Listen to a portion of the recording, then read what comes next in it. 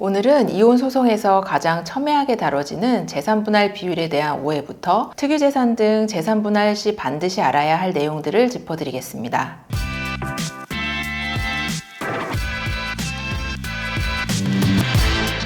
혼인기간이 10년이면 무조건 반반이다. 많은 분들이 잘못 알고 계신 재산분할에 대한 대표적인 오해인데요. 재산분할은 기본적으로 혼인기간 중 형성한 현재 남아있는 재산을 어떻게 나눌 것인지를 결정하는 청산적 의미가 있습니다. 이때 혼인기간은 재산분할 비율을 결정하는 중요한 요소의 하나인 것은 맞습니다. 기간이 길어질수록 전업주부의 기여도가 높아지는 경향이 있습니다. 하지만 재산분할 비율은 총 재산의 규모, 경제활동, 가사, 양육 등을 통한 각자의 적극적, 소극적 기여, 그리고 혼인기간 등 다양한 요소를 복합적으로 참작해서 결정합니다. 재산분할은 청산적 의미 외에도 이혼 후의 일방만 생계를 걱정해야 하는 상황이 되지 않는가 하는 부양적인 요소도 고려됩니다. 예를 들어 한쪽 배우자가 결혼기간 동안 다른 배우자의 뒷바라지를 하여서 교수 또는 전문직이 되었는데 자신은 경력 단절로 이혼 후 소득 상황에 현저한 불균형이 발생하는 경우와 같이 부양적 요소가 재산분할에 반영될 수 있습니다.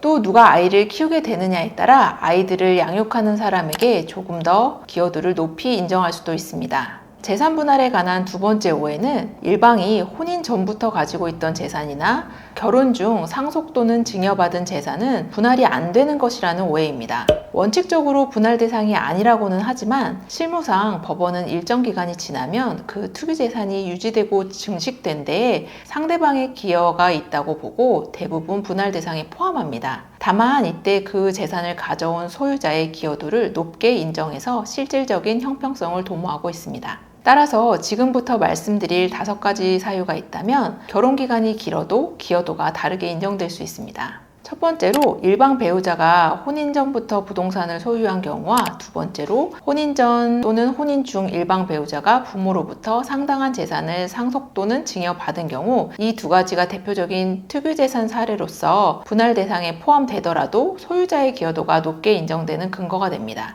특히 특유재산의 규모가 클수록 기여도 차이는 현격하게 달라질 수 있습니다. 세 번째로 일방 배우자의 특별한 재능이나 능력이 주된 기여가 되어 형성한 재산의 규모가 매우 클 경우 혼인 기간이 길더라도 상대방의 재산 분할 비율이 낮아질 수 있습니다. 네 번째, 반대로 일방 배우자가 무리한 주식 투자나 범죄 행위, 과소비, 도박 등으로 부부 공동생활과 무관하게 다액의 채무를 부담하게 되거나 재산 손실을 초래한 경우와 같이 배우자가 재산을 탕진하거나 불필요한 채무를 만든 경우 재산 감소에 기여한 것이 되기 때문에 그만큼 기여도가 낮게 인정될 수 있습니다. 다섯 번째로 쌍방 간에 재산 분할에 관한 합의가 있었거나 별거 후에 일방 배우자가 전적으로 재산을 관리하면서 부부 공동 채무를 일방 배우자가 단독으로 변제한 경우와 같이 별거 시점 이후에 재산 증식이나 채무 변제는 그 행위를 한 당사자의 기여로 인정될 가능성이 높습니다. 오늘 영상에서는 결혼 10년이 넘어도 5대5를 당연하게 생각해서는 안 되는 사유를 정리해드렸습니다. 재산 분할은 단순히 결혼 기간만으로 결정되는 것이 아니라 개별적인 특수 상황에 따라 달라질 수 있다는 점을 알아두시기 바랍니다. 다음에도 더 유익한 정보로 찾아뵙겠습니다. 감사합니다.